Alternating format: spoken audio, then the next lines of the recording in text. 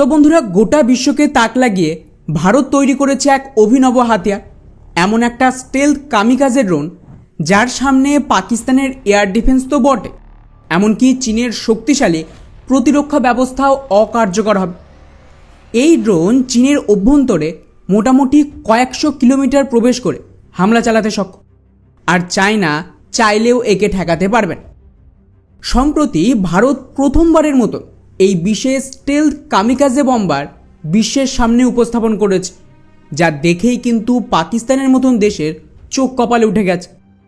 আর এটা হলো ভারতের সেই নতুন স্টেলথ এয়ারক্রাফট, যা শত্রুর এয়ার স্পেসে ঢুকে প্রিসিশন স্ট্রাইক চালাতে সক্ষম। যদিও এখনও এটা সম্পর্কে বিস্তারে কোনো তথ্য প্রকাশ হয়নি, তবে যেটুকু জানা গেছে তাতে এর কোড নেম হলো সুইফট কামিকাজ। এটা ভারতের যে ঘাতক স্টেলথ বম্বারের প্রজেক্ট চলছে তার গুরুত্বপূর্ণ অংশ, যার জন্য ইতিমধ্যেই স্বদেশি কাবেরী ইঞ্জিন রাশিয়ার সফল টেস্টিংও সম্পন্ন করে ফেলেছে। এখন এই ঘাতক স্টেলথ বম্বারের আগে ভারত একটা সুইফট নামের প্রোটোটাইপ ডিজাইনও তৈরি করেছিল, যার উদ্দেশ্য ছিল এর ওপরেই স্টেলথ আর অন্যান্য প্রযুক্তিকে পরীক্ষা করা। কিন্তু পরীক্ষার সময় দেখা যায় যে আকারে ছোট হলেও এটা কিন্তু অত্যন্ত শক্তিশালী আর স্টেলথি, যা পাকিস্তানের ভেতরে সার্ভিলেন্স থেকে শুরু করে সীমিত বম্বার্ডমেন্টও চালাতে পারে। কিন্তু পাকিস্তানের সাথে রিসেন্ট কনফ্লিক্টে এটা তো স্পষ্ট হয়ে যায় যে সাধারণ অ্যাটাক ড্রোনস বা ইউসিএভির চেয়ে কামিকাজে আর লয়ট্রিং মিউনিশন অনেক কার্যকর। ভারত ম্যাক্সিমাম যে ড্যামেজ করেছিল শুরুতে, তা কিন্তু আমাদের কামিকাজে ড্রোন আর লয়ট্রিং মিউনিশন দিয়ে। অন্যদিকে পাকিস্তানের অ্যাটাক ড্রোন তো কিছু করার সুযোগও পায়নি। তাই ভারত প্ল্যান করছে যদি আমাদের এই স্টেলথ ইউসিএভিকে কাজে লাগিয়ে এমন একটা এয়ারক্রাফট তৈরি করা যায় যা কামিকাজে ড্রোনের মতন কাজ করবে, অর্থাৎ এটা পাকিস্তানের ভেতরে ঢুকে ওদের সবচেয়ে গুরুত্বপূর্ণ টার্গেট মানে রাডার সিস্টেম, এয়ার ডিফেন্স আর স্টোরেজকে ধ্বংস করে দেবে। ফলে তারপর আর তো কোনো সমস্যা থাকছে না, আমাদের যে কোনো যুদ্ধবিমান পাকিস্তানের ভেতরে ঢুকে ইচ্ছে মতন অ্যাটাক করতে পারে। আর বন্ধুরা, এই জন্যই ভারত এই স্টেলথ সুইফট ইউসিএভিকে কামিকাজে মোডে রূপান্তর করছে।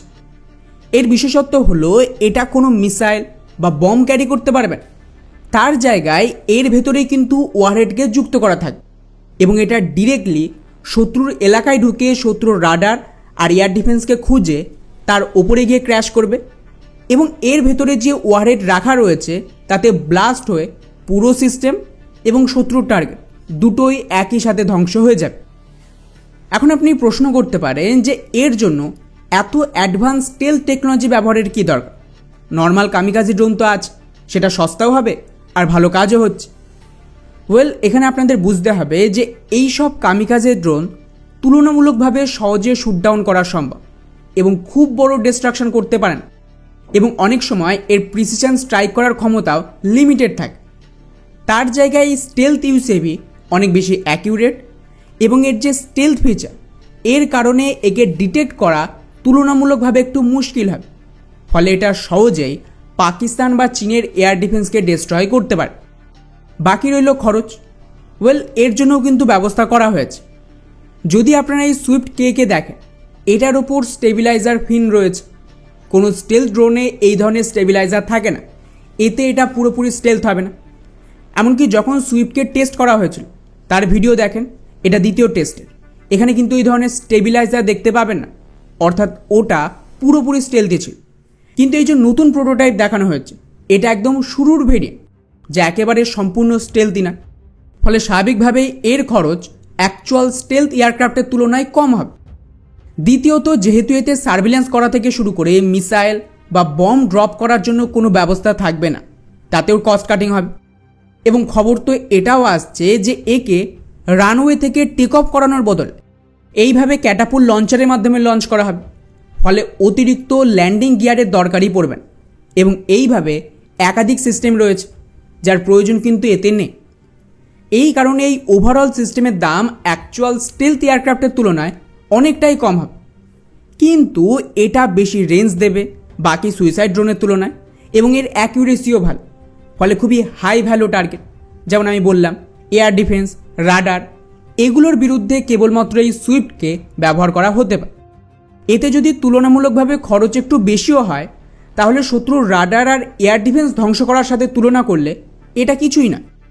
এবং একবার এগুলো ধ্বংস হয়ে গেলে আমাদের আর কোনো ভয় থাকবে না নিজেদের যুদ্ধবিমান, নর্মাল ড্রোন শত্রু এলাকায় পাঠানোর জন্য। আর যেহেতু এয়ারফোর্স চিফের সামনে এটা দেখানো হয়েছে, তার মানে ধরে নিন যে অলরেডি এর উপর কাজ অনেক আগেই শুরু হয়ে গেছে এবং সম্ভাবনা রয়েছে খুব তাড়াতাড়ি এটা সেনাতে সামিল করার প্ল্যানও হতে পারে। ফলে ওভারঅল ভারতের জন্য এটা একটা নতুন সফলতা। স্পেশালি যখন আপনি স্বদেশী সিস্টেম তৈরি করেন, তখন নিজের ইচ্ছে মতন এই টেকনোলজিকেই কাজে লাগিয়ে একটা সিস্টেম থেকে আলাদা আলাদা হাতিয়ার বানানো যায় ডিফারেন্ট কাজের জন্য। আর এটা তার একটা জলজান্ত উদাহরণ।